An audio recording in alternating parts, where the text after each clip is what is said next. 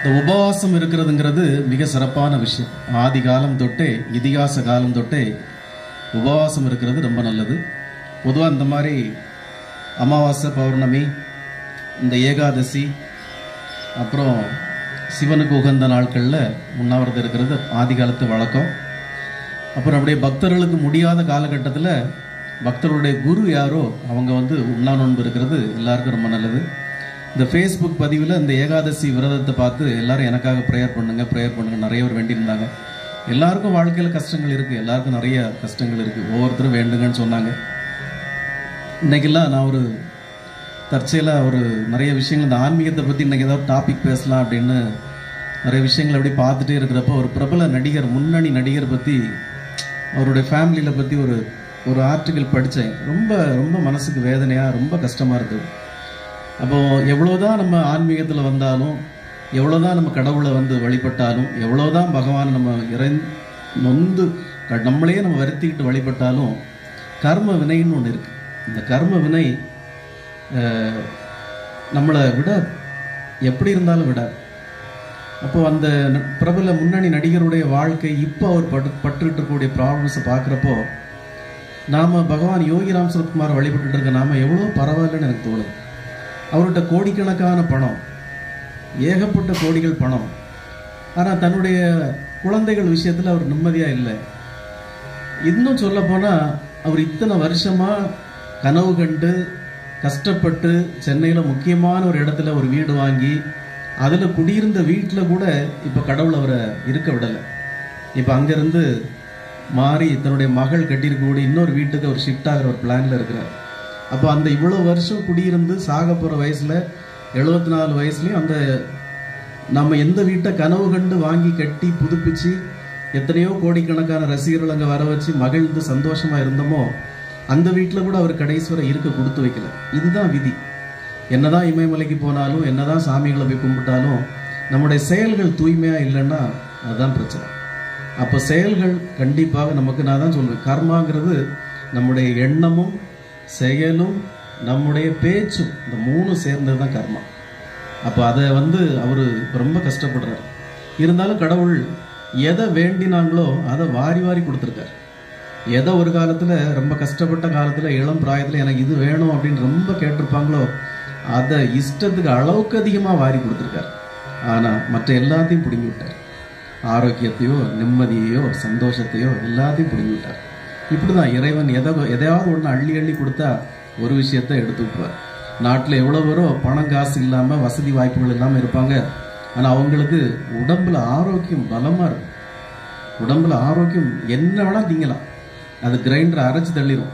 ஆனால் எல்லா பண வசதிகளும் இருக்கிறவங்களுக்கு நினச்சது திங்க முடியாது. நீங்கள் சமீபத்தில் இந்தியாவுடைய ஒரு மிகப்பெரிய பணக்காரருடைய கல்யாணத்தில் அந்த பணக்காரருடைய மகன் பேசிய ஒரு பேச்சை நீங்கள் கேட்டிங்கன்னா ரொம்ப வருத்தமான ஒரு செய்தி. இந்த உலகத்தில் அவங்க நினச்சா என்ன வேணாலும் சாதிக்க முடியும். அத்தனை லட்சம் கோடிகள் அவங்ககிட்ட இருக்கு. அவங்க மெய்காப்பாளர்கள் போகிறதே ரோல்ஸ் ராய்ஸ் காரில் தான். ரோல்ஸ் ராய்ஸ் கார், ஒரு கார் 9 கோடி, 12 கோடி, 15 கோடி ஒரு கார். அந்த காரில் தான் மெய்காப்பாளர்களே போகிறாங்க. அந்த அளவுக்கு வசதியாக இருக்கக்கூடிய அந்த ஒரு பையன் வாழ்கிற வாழ்க்கையை நீங்கள் கேட்டிங்கன்னா மிகப்பெரிய பரிதாபம்.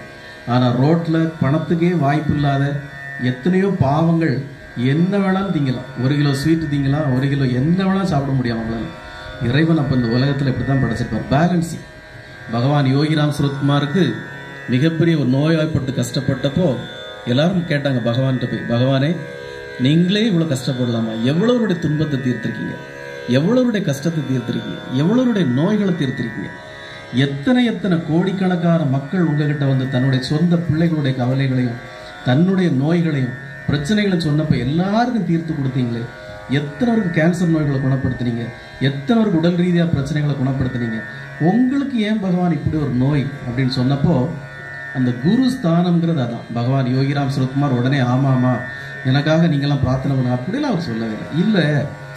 என்னுடைய தந்தை இந்த உலகத்தில், இந்த பிரபஞ்சத்தில் எதையோ பேலன்ஸ் பண்ணுறதுக்காக எனக்கு இந்த துன்பத்தை தந்திருக்கார். அதாவது ஏதோ இந்த பிரபஞ்சத்துக்கு நடக்க வேண்டிய ஒரு மோசமான நிலையை மாற்றுறதுக்காக அந்த துன்பத்தை எனக்கு தந்திருக்கார். அதை நான் தாங்கிக்கிட்டேன்னா இந்த பிரபஞ்சம் சந்தோஷமாக இருக்கு. இதுதான் குருஸ்தானம்.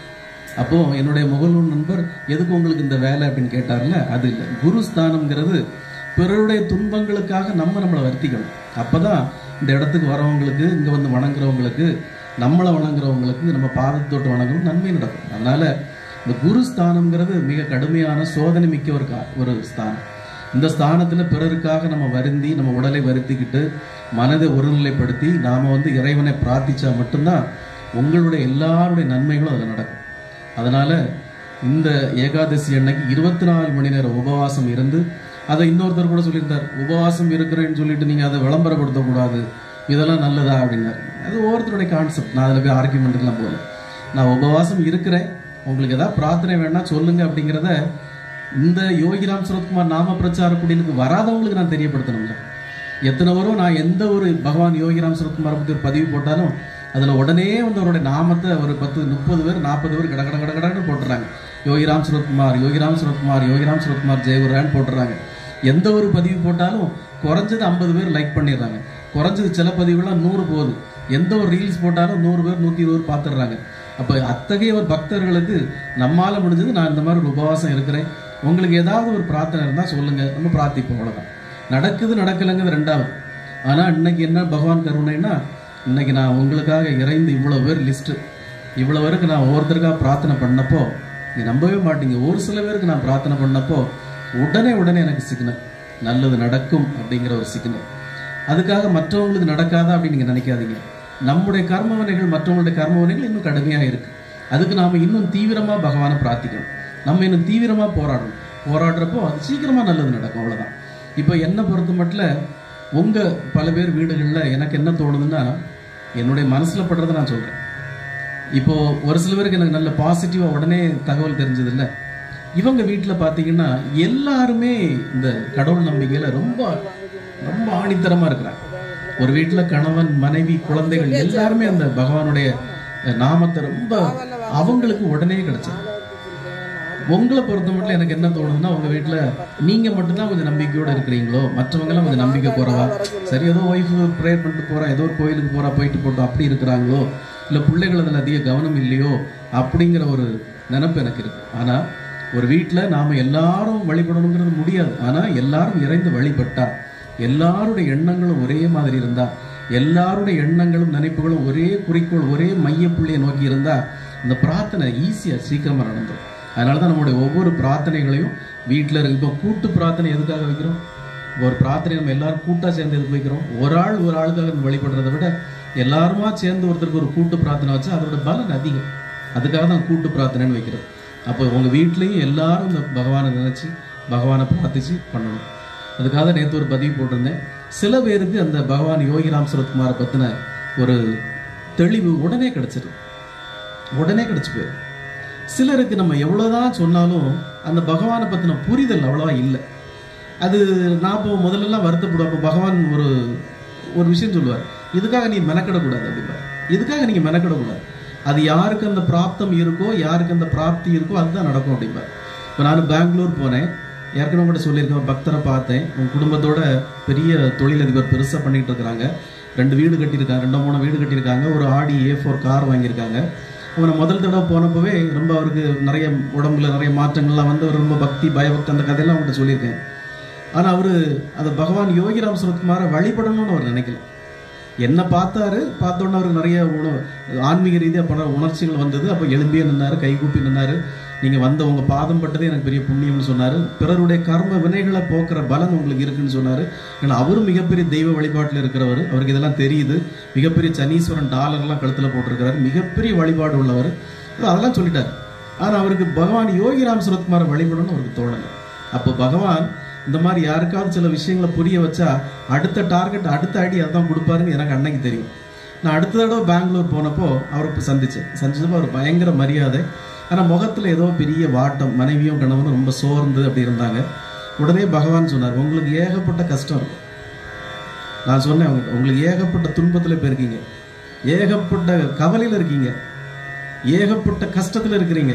இவ்வளோக்கு நீங்கள் புரிஞ்சுக்கணும். 2 மாதம் முன்னாடி நான் போனப்போ தான் 3வது வீடு அதை பால் காய்ச்சாங்க, பெரிய வீடு, 2 கோடி ரூபா வீடு, ஆடி A4 கார் வாங்கியிருக்காங்க, மிகப்பெரிய தொழில் பண்ணிட்டு இருக்கிறாங்க, பண வசதியோடு இருக்கிறாங்க.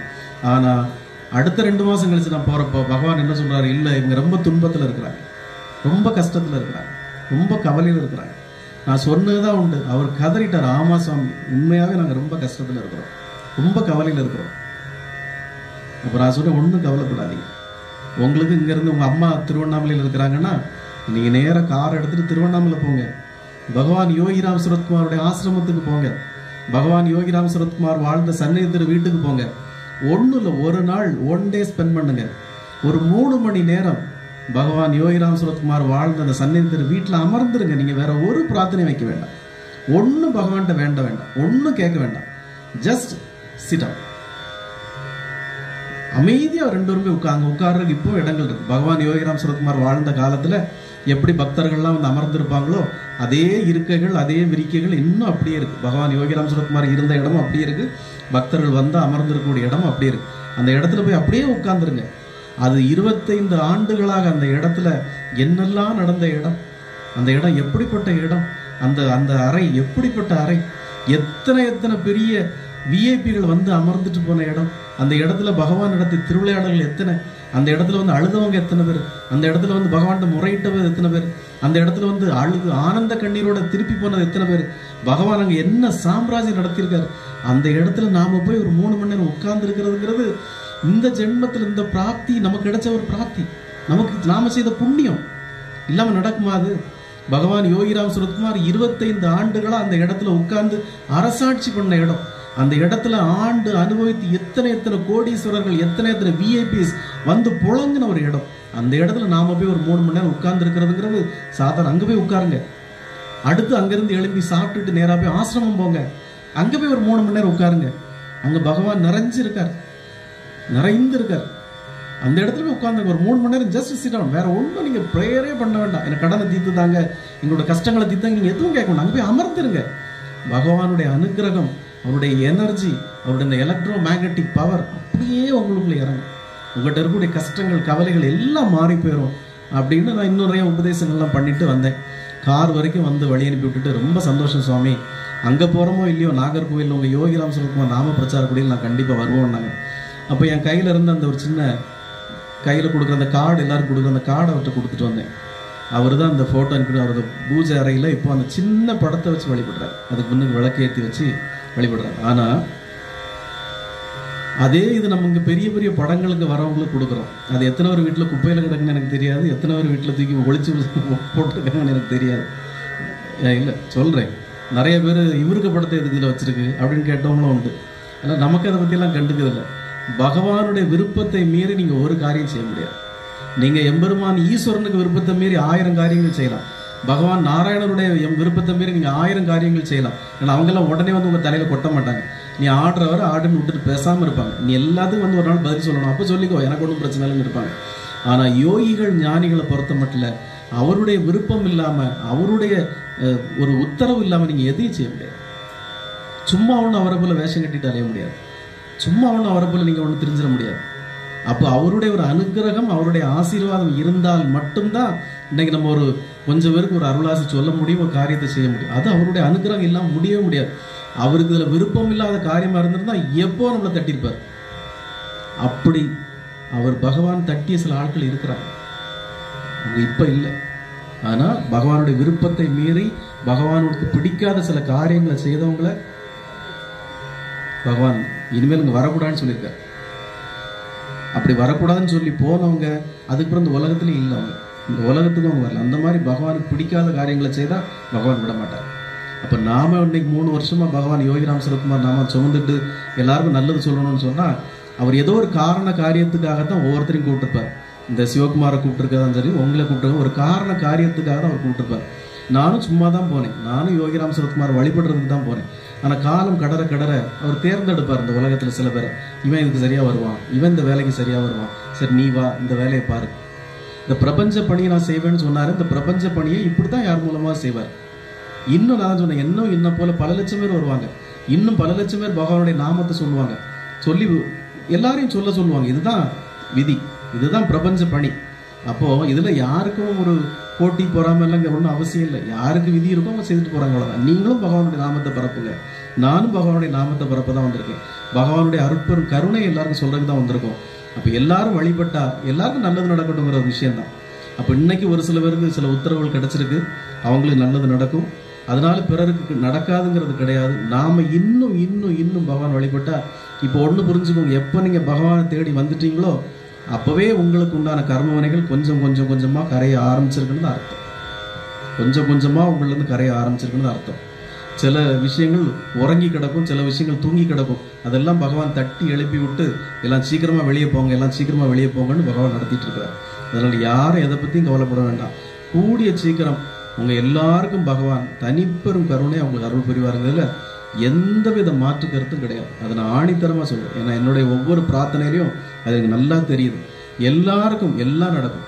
லதாவுக்கு என்ன பிரச்சனையோ அது நடக்கும், லக்ஷ்மிக்கு என்ன பிரச்சனையோ அது நடக்கும், பானு அவங்களுக்கு என்ன பிரச்சனையோ அது நடக்கும், விமலாக்கு என்ன பிரச்சனையோ அது நடக்கும், சைலாராணிக்கு என்ன பிரச்சனையோ அது நடக்கும், ஷீபாவுக்கு என்ன பிரச்சனையோ அது நடக்கும், பிரியாவுக்கு என்ன பிரச்சனையோ அது நடக்கும், கண்மணிக்கு என்ன பிரச்சனையோ அது நடக்கும், ரின்சிக்கு என்ன பிரச்சனையோ அது நடக்கும். எல்லாருக்கும் இருக்கக்கூடிய எல்லாருக்கும் எல்லா பிரச்சனைகளும் ஒரு நாள் தீரும், சீக்கிரமாக தீரும்.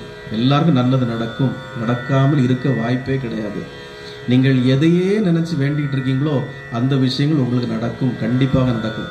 பகவானுடைய நாமத்தையே சொல்லி உங்களுக்கு என்ன வேணுங்கிறத நீங்க பிரார்த்தனைகளை பலமா வச்சா, அந்த எண்ணங்கள் வலிமையா கூர்முனையா இருந்தா சீக்கிரமா நடக்கும். அதனாலதான் நான் முன்னாடி சத்சங்கத்துல சொன்னேன், சாதாரண சூரிய ஒளி கட்டும் வெயில், உச்சி வெயில்ல ஒரு மூட்டை பஞ்சை கொண்டு போட்டாலும் அந்த பஞ்சு எரியாது, தீப்பிடிச்சு எரியாது, அது அப்படியே கிடக்கும். ஆனா ஒரு குவி லென்ஸை வச்சு அந்த இடத்துல பஞ்சை வச்சிங்கன்னா அந்த சூரிய ஒளியை குவிச்சு அதில் விட்டீங்கன்னா டக்குன்னு தீப்பிடிச்சிடும். பார்த்துருக்கோம்ல நம்ம ஸ்கூல்ல. அப்போ உங்க எண்ணங்கள் பறந்து விரிஞ்சு கிடந்தா அதுக்கு பலன் இல்லை. அந்த எண்ணங்களை நீங்க கூர்மையாக்கணும், ஒருநிலைப்படுத்தணும். அந்த எண்ணங்களை ஒருநிலைப்படுத்தி உங்களுடைய பிரார்த்தனையும் அப்படியே ஒருநிலைப்படுத்தி அதை பகவான் மேல அப்படியே திணிச்சிங்கன்னா டக்குன்னு பத்தி. அப்போ பிரேயர், நானும் கோயிலுக்கு போறேன், நானும் பகவானை வழிபடுறேன்னா அது எந்த பிரயோஜனமும் இல்லை. எப்படி வழிபடுறோங்கிறதா ரொம்ப முக்கியம். நம்ம எந்த மாதிரி வழிபடுறோம், எந்த மாதிரி பிரார்த்தனை வைக்கிறோம்ங்கிறதான் முக்கியம். அதனால அது ரொம்ப முக்கியம். ஒவ்வொருத்தரும் பகவான் யோகிராம் சுரத்குமாரை விடாம தொழுது வாங்க, எந்த வித குறைகளும் வராது. அப்போ இன்னைக்கு ஏகாதசி நம்ம பெருமாள் கோயிலுக்கெல்லாம் போயிருக்கணும். இன்னைக்கு யோகிராம் சுரத்குமார்ட்ட வந்து இருக்கிறோமே அப்படின்னா, பகவான் பெருமாள் ஒவ்வொரு அவதாரத்திலையும் ஒவ்வொரு சில பல நூற்றாண்டுகளுக்கு ஒரு முறை மனித பிறவியா மனித அவதாரமா வர்றதுல ஒரு அவதாரம் தான் பகவான் யோகிராம் சுரத்குமார் என்கிற அவதாரம். நாம பெருமாள் கோயிலுக்கு போகலையே, அங்கெல்லாம் போயிருக்கணும் அப்படின்னு நீங்க யாரும் நினைக்க வேண்டியதில்லை. அதனால தான் நான் ஏற்கனவே ஒரு கதையில சொல்லியிருக்கேன், பகவான் யோகிராம் சுரத்குமார்ட்ட திருவண்ணாமலை சன்னதி திருவீட்டில் ஒரு பக்தர், நான் திருப்பதிக்கு போறேன் சுவாமி அப்படின்னு கேட்டோன்னா, அப்படியா போறியா, பகவான் போக வேண்டான்னு சொல்லலை, சரி போயிட்டு வா அப்படின்னு சொல்லிட்டு, ஆனால் அங்கே போய் கேளு, திருவண்ணாமலையில் இருக்கிறது யாருன்னு கேளு அப்படின்னு சொன்னார்.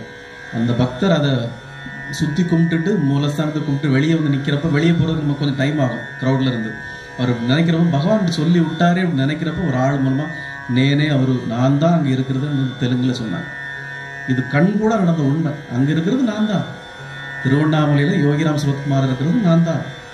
அப்போ இன்னைக்கு பரிபூர்ணமாக இந்த யோகியின் சந்நிதியில் நாமெல்லாம் இந்த நல்ல நாளில் வந்து இருக்கிறது மிகப்பெரிய கருணை, பகவானுடைய கருணை. அந்த கருணை இல்லாதவங்க வர முடியாது. அதனால இன்னைக்கு யாருக்கெல்லாம் நம்ம ப்ரேயர் பண்ணியிருக்கோம்னா, கேசவன் குக நமச்சிவாயம் அப்படின்னு ஒருத்தருக்காக பிரார்த்தனை பண்ணியிருக்கோம். அவரு சுவாமி எனக்காக சில வேண்டுதல்கள் அவர் கேட்டிருந்தாரு. அதனால அவருக்காக கேசவன் குக நமச்சிவாயம் அவருக்காக பிரார்த்தனை பண்ணியிருக்கோம்.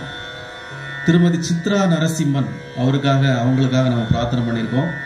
திருமதி சித்ரா நரசிம்மன் அவங்க பகவானுடைய பெரிய பக்தை, எனக்காக பிரார்த்தனை பண்ணுங்கன்னு கேட்டிருந்தாங்க, அவங்க பண்ணியிருக்கோம். திரு முருகதாஸ் கன்னியாகுமரி அவருக்காக நம்ம பிரார்த்தனை பண்ணியிருக்கோம்.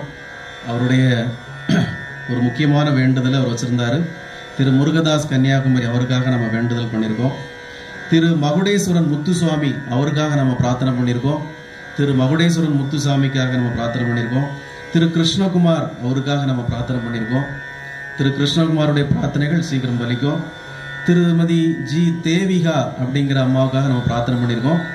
திருமதி ஜி தேவிகா அப்படிங்கிற ஒரு வயசான அம்மா, அவங்க வந்து ஒரு நாள் சாலையில் நடந்து போயிட்டு இருக்கிறப்போ 2 திருடர்கள் வந்து அவங்களுடைய கழுத்தில் கிடந்த 10 பவுன் தாலி செயின், இன்னும் சில நகைகளை திருடிட்டு போயிட்டாங்க, அத்துட்டு போயிட்டாங்க.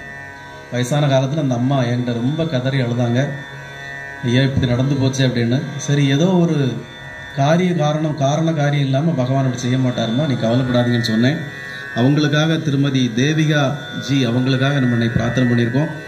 பகவான் எல்லாம் நல்லதையும் அவங்களுக்கு செய்து கொடுக்கணும். அடுத்தது திருமதி பொண்ணு அப்படின்னு ஒருத்தங்க, அவங்க எனக்கு பிளஸிங்ஸ் பண்ணி தான், சுவாமி நீங்கள் பிறருக்காக இவ்வளவு பண்ணுறீங்க, உங்களுக்கு பகவான் எல்லா ஆசீர்வாதங்களும் தரணும்னு சொல்லி திருமதி பொன்னு அவங்க பண்ணியிருந்தாங்க.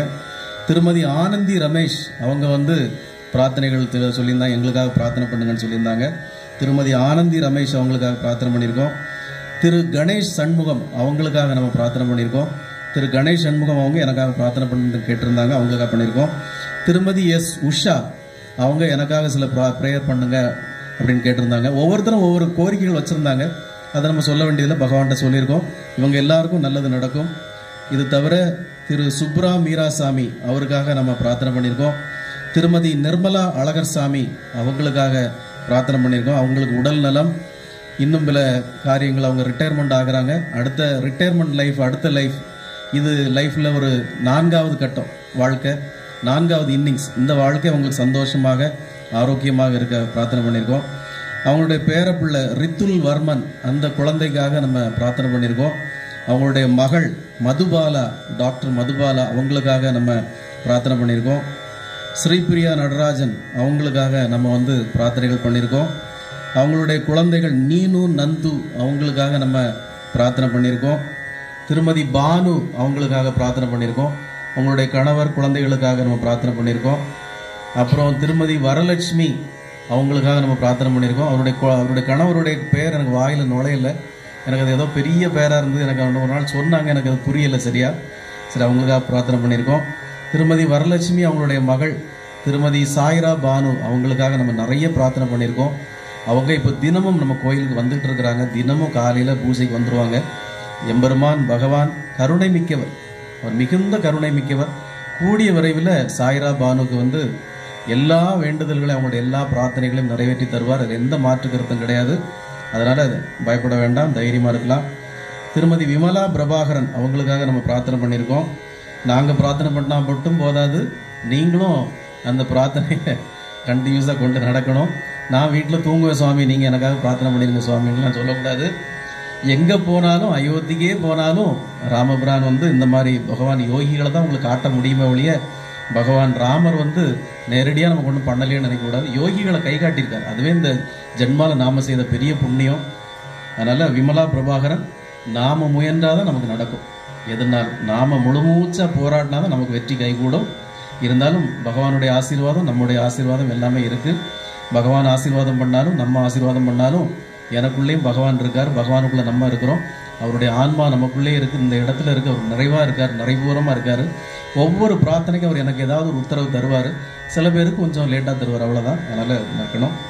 அடுத்தது ரின்சி மிராண்டா அவங்களுக்காக நிறைய பிரார்த்தனைகள் வச்சுருக்கோம். அவங்களுக்கு நிறைய கோரிக்கைகள் இருக்குது. நிறைவான ஒரு வாழ்க்கையில் தான் இருக்கிறாங்க, இருந்தாலும் அவங்களுக்கும் சில கோரிக்கைகள் இருக்குது. திரு நிஷாந்த் குமார் அவருடைய படிப்புக்காக, அவருடைய வருங்காலத்திற்காக பிரார்த்தனைகள் வச்சுருக்கோம். திருமதி லதா அவங்களுக்காக பிரார்த்தனை வச்சுருக்கோம். அவருடைய மகளுக்காக, மகனுக்காக, அவருடைய பேர குழந்தைகளுக்காக பிரார்த்தனை வச்சுருக்கோம். டாக்டர் ஷீபா அவங்களுக்காக வச்சுருக்கோம். அவருடைய 2 மகன்கள், கணவர், இப்போ கூட பகவான் தகவல் தராரு, அவங்களுக்காக பிரார்த்தனை வச்சுருக்கோம். திருமதி ஷைலா ராணி அவங்களுக்காக பிரார்த்தனை வச்சுருக்கோம். அதனால் இந்த பிரார்த்தனைகள்லாம் சீக்கிரமாக பலிக்கும். ஷைலா ராணி அனுதினமும் பகவானுடைய எண்ணத்தை அகலாமல் பகவானுடைய நாமத்தையே சொல்லி நம்முடைய செயல்கள்லையும் தூய்மையை காட்டி, எண்ணங்கள்லையும் தூய்மையை காட்டி பகவானையே மனசில் நிறுத்தி பிரார்த்தனை பண்ணிக்கிட்டே இருந்தால் சீக்கிரம் கைகூடும். திருமதி நாம கலையரசி அவங்களுக்கும் உங்களுடைய பசங்க லக்ஷ்மணன் ஐயப்பன் 2 பேருக்கும் நம்ம பிரார்த்தனை வச்சுருக்கோம். இது தவிர கொஞ்ச நாள் முன்னாடி நமக்கு ஒரு லெட்டர் அனுப்பியிருந்தாங்கல்ல, அந்த அம்மாவை நம்ம மறக்காமல், அந்த தருமபுரி மாவட்டத்தில் உள்ள ஆதி திராவிட நலத்துறையில் வேலை பார்க்கக்கூடிய அந்த அம்மா ஆதி லக்ஷ்மி, அவங்களுடைய மகள் சக்தி பிரியா, அந்த பொண்ணுக்காகவும் நம்ம மறக்காமல் பிரார்த்தனையை வச்சுருக்கோம். இது தவிர கோயம்புத்தூரில் இருக்கக்கூடிய ஒரு நமக்கு ரொம்ப தெரிஞ்ச ஒரு அண்ணாச்சி, அவருடைய குமரேசன் அப்படிங்கிறவர், அவருடைய மகளுக்காகவும் அவருடைய மகளுடைய கல்யாணத்திற்காகவும் நம்ம பிரார்த்தனை வச்சுருக்கோம். அப்படியும் அப்புறம் மரவங்குடிப்பிலேருந்து பிஎஸ்என்எல்ல வேலை பார்க்குற ஜெயசீலன் அப்படிங்கிற ஒருத்தர், அவருடைய ஒரு மகனுக்காக ஒரு பிரார்த்தனையை கேட்டிருந்தார். அந்த மரவங்குடிப்பு, கீழ மரவங்குடிப்பை சார்ந்த ஜெயசீலன் அவருடைய மகனுக்காக ஒரு பிரார்த்தனை வச்சுருக்கோம். இது தவிர மற்றும் பலருக்காக, இங்கே வந்து போனவங்க, வரக்கூடியவங்க எல்லாருக்காகவும் பிரார்த்தனை வச்சுருக்கோம். இது தவிர என்னுடைய குருஜி நாம ரிஷி தபஸ்வி பொன் காமராஜ் அவருடைய குடும்பத்திற்காகவும் அவருடைய மகனுக்காகவும் பிரார்த்தனை வச்சுருக்கோம். அவருக்கு உதவிகரமாக இருக்கக்கூடிய செல்வகுமார் அவருடைய மகன் ஒரு முக்கியமான காரியமாக அவரும் அடுத்த கட்ட முயற்சிகள் இருக்காரு. அவருக்கும் நாம செல்வகுமாருடைய மகனுக்கும் நம்ம பிரார்த்தனைகள் வச்சிருக்கோம். மற்றும் நம்முடைய பகவான் யோகிராம் சுரத்குமாரை அறிந்து கொண்டிருக்கிற எல்லா பக்தர்களுக்காகவும் நாம் இன்னைக்கு இந்த நிறைந்த நாளில், இந்த ஏகாதசி நாளில் பிரார்த்தனை வச்சிருக்கோம். இந்த 24 மணி நேரம் உபவாசம் இருந்து பகவான்கிட்ட நான் இறைஞ்சி மன்றாடி நான் கேட்டிருக்கேன். அதில் எந்த பிரார்த்தனையும் வீணாக போகாது. அதில் எல்லாம் உங்களுக்கு பாசிட்டிவாக எல்லாமே நல்லபடியாக நடக்கும். மனசை தளரவே விட வேண்டாம். பகவான்கிட்ட நம்ம வந்து அடைஞ்சிட்டோம், ஒரு சேஃபஸ்ட் பிளேஸுக்கு வந்துட்டோம். எப்படி ஒரு நாட்டில் போர் நடந்தால் இந்த மக்கள் ஐயோ நம்ம எப்போ சாக போகிறோமோ தெரியலையே, எப்போ நம்ம மேலே குண்டு விழுமோன்னு தெரியாது அப்படின்னு பரிதவிச்சுட்டு இருக்கிறப்போ அவங்கள திடீர்னு வாங்க ஒரு பரிசல் இருக்குங்கிற தப்பி ஓடிடலான்னு கூப்பிட்டு கொண்டு போய் அப்படியே ராமேஸ்வரம் கடற்கரையில் இறக்கி விட்டோன்னு அவங்க எப்படி ஒரு நிம்மதியாக ஃபீல் பண்ணுவாங்களோ, அப்பா நம்ம ஒரு சேஃபாக ஒரு இடத்துக்கு வந்துட்டோம், இனி நமக்கு எந்த பயமும் இல்லை நினைப்பாங்களோ அதே மாதிரி நீங்களும் நினைக்கணும். நாம் ஒரு சேஃபஸ்ட் ஹேண்டில் இருக்கிறோம், பகவானுடைய பாதத்தின் அடியில் இருக்கிறோம், பகவானுடைய கருணை நேரடி கருணையில் நாம் இருக்கிறோம். நமக்கு இனி எந்த துன்பமும் வராது. கடந்த காலங்கள்லாம் இனி கடந்து போகும், நமக்கு இனி வரும் காலங்கள்லாம் நன்மையாக இருக்கும் நினச்சி உங்கள் எல்லாருக்கும், உங்களுடைய குழந்தைகள் எல்லாருக்கும், உங்களுடைய வருங்காலம் எல்லாத்துக்கும், உங்களை நம்பிய குடும்பத்தார் எல்லாருக்கும் எல்லாம் நல்லபடியாக நடக்கும். பகவான் யோகிராம் சுரத்குமார் உங்கள் கூடவே இருந்து உங்களுடைய இருந்த அந்த அருளை புரிவார். கலியுகத்தின் கண்கண்ட தெய்வம் பகவான் யோகிராம் சுரத்குமார்.